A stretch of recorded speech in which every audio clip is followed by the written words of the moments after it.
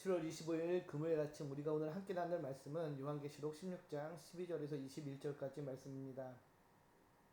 오늘 본문은 요한계시록 16장의 마지막 부분으로 하나님의 최후의 진노의 7대접 중 마지막 사건들이 등장합니다. 이 장면은 하나님께서 죄와 악에 대해 최종적으로 심판하시는 중요한 순간을 담고 있는데요. 아마게돈이라 이름만 되는 최후의 전쟁과 하나님의 철저한 심판의 모습이 드러납니다. 오늘 본문을 통해 우리는 두 가지를 함께 좀 생각해 볼 수 있는데요. 첫째, 하나님의 심판은 더디더라도 반드시 임한다는 것과 하나님의 백성은 이 심판 가운데서도 소망을 품고 깨어 있어야 한다는 것입니다.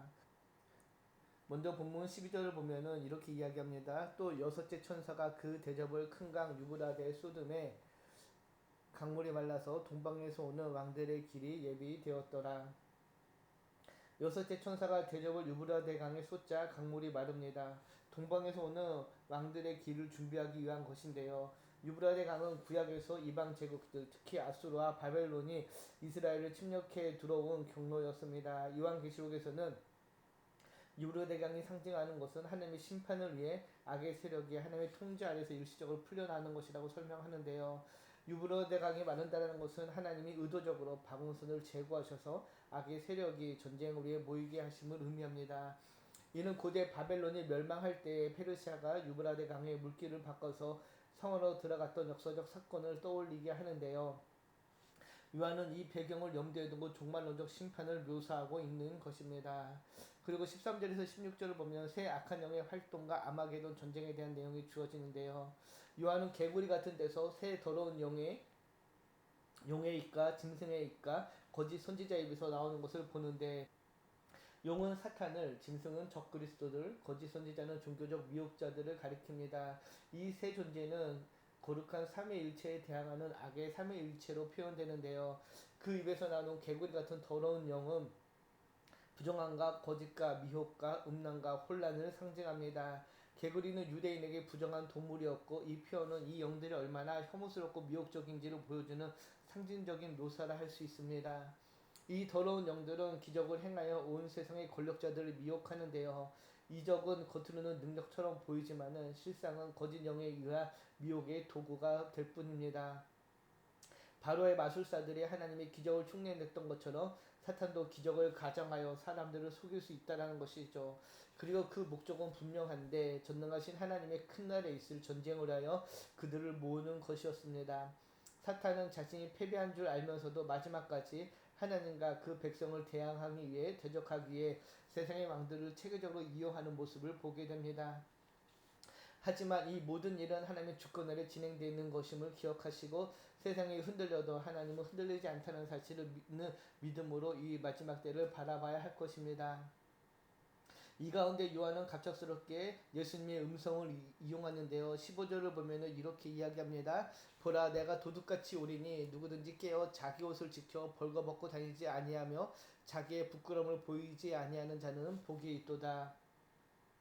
이 말은 우리를 향한 직접적인 경고이자 초대입니다. 종말은 언제 올지 모르고 예수님의 재림은 도둑같이 갑작스럽게 임할 것입니다. 옷을 지킨다라는 것은 바로 영적인 정결함과 거룩한 삶을 유지하는 것인데요.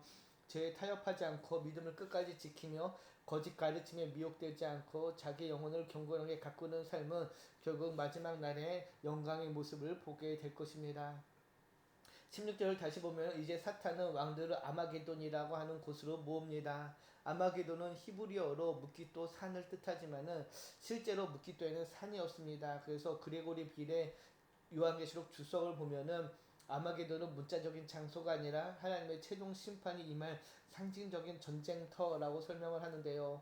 묵기또는 구약에서 여러 중요한 전쟁이 벌어진 장소였고, 요한은 그 이미지를 빌려와 최후의 영적 충돌을 설명합니다. 이는 단순한 국가 간의 전쟁이 아니라 하나님과 사탄의 세력 간의 최종적인 대결을 의미하는 것인데요.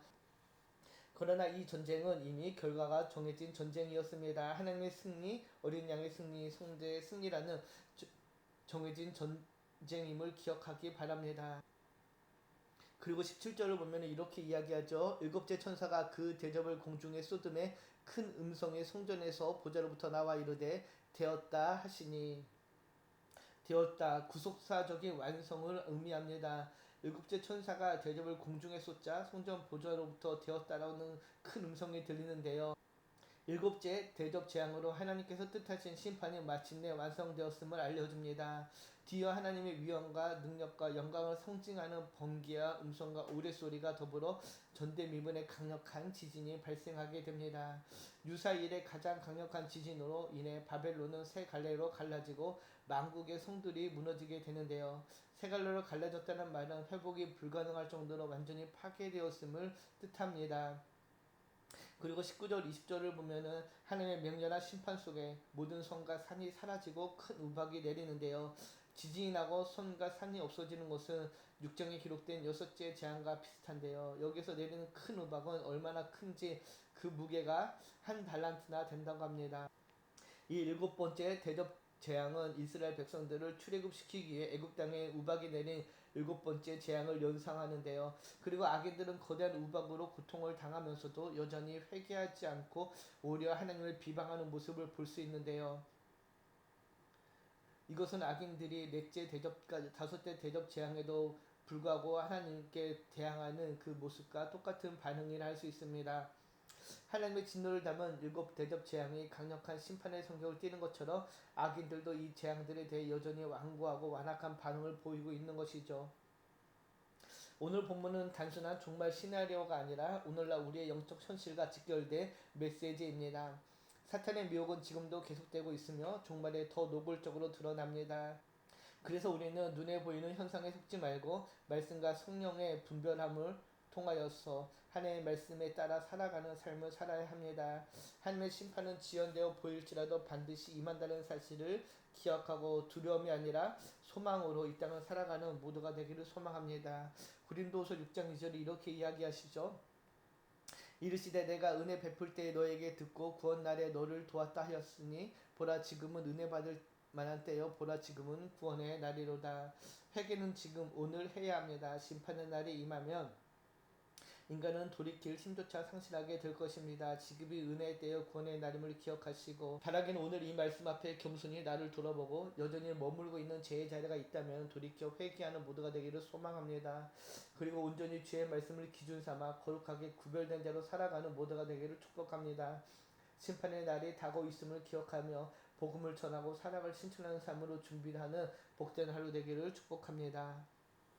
오늘 이 말씀을 통해 두 가지를 함께 좀 생각해 보기를 원하는데요. 오늘날 우리의 삶에 들어오는 영적 미혹에는 어떤 것들이 있을까요? 겉보기에는 선하거나 매력적이지만은 나를 하나님에게서 멀어지게 하는 영향력이 있다면 어떤 것이 있는지 한번 생각해 봅시다.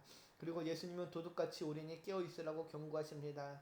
지금 나는 영적으로 깨어 있는 삶을 살고 있습니까? 아니면 나도 모르게 잠들어 있는지요?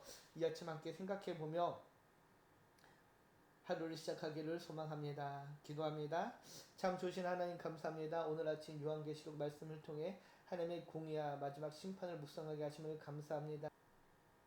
아마게돈의 전쟁과 큰 심판 가운데서도 주님의 백성에게 소망이 있음을 믿습니다. 오늘 이 아침 깨어있게 하시고 죄에 돌이켜 주님의 재림을 준비하는 삶을 살게 하여 주시옵소서. 이 말씀을 통해 우리 하루를 돌아보며 거룩하게 시작하기를 소망하며 우리를 원하신 예수님의 이름으로 기도드립니다. 아멘.